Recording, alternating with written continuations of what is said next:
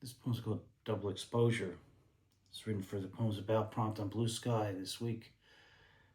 Burning for the camera. Double exposure.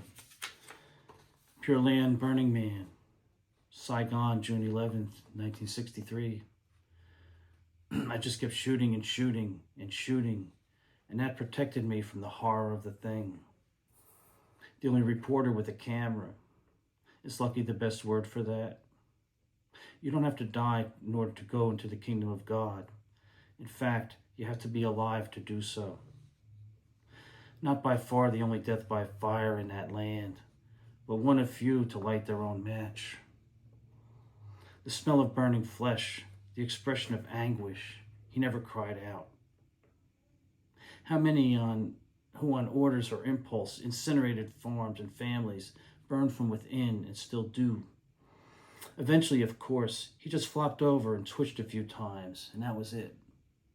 Fun fact, I was only one. Years later, I found a dying monk in an old Life magazine. This sort of thing has got to stop. Dallas, November 22nd, 1963. The first Catholic president, on seeing the burning Buddhist in the daily paper, blurted Jesus Christ to the AG, his brother. Hopped up on shots from Dr. Feelgood most days, the wounds of another war. Would mindful meditation have helped him? You certainly can't say that the people of Dallas haven't given you a nice welcome. No, you certainly can't.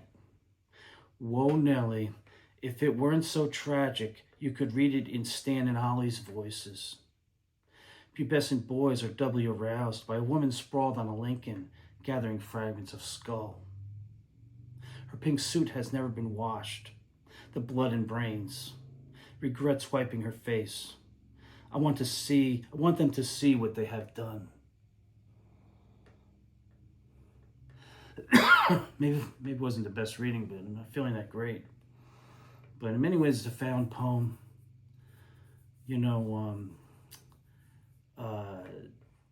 Lines from Malcolm Brown, who took the famous photograph of the monk who had self-immolated on a busy street in Saigon.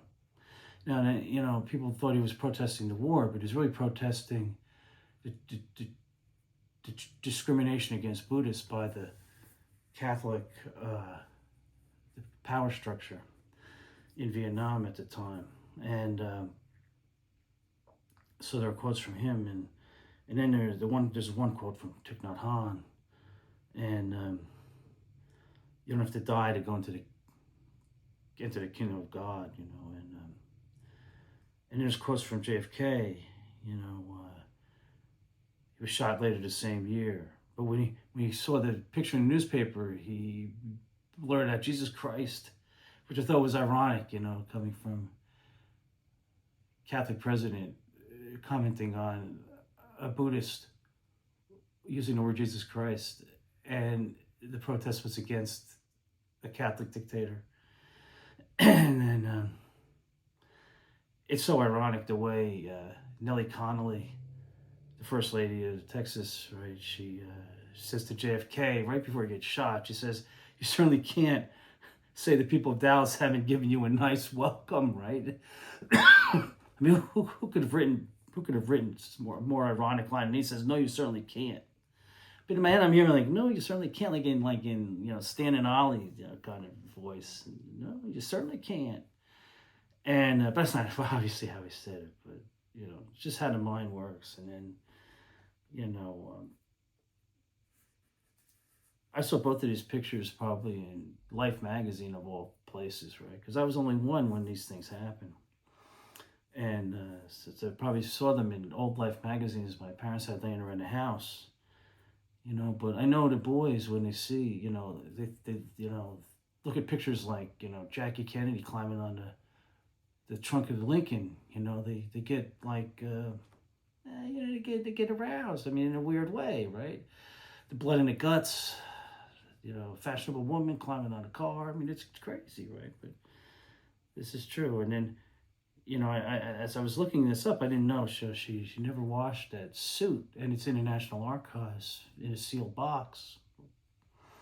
And she regretted wiping her blood off her face, the brains and blood off her face, because she wanted the world to see, or she wanted anyway, she says they. I don't know who they. Did she want those the killers? I don't know to see, but she says she regretted wiping her face, but she wouldn't clean the clothes. She said, I want them to see what they have done. So there you go, double exposure.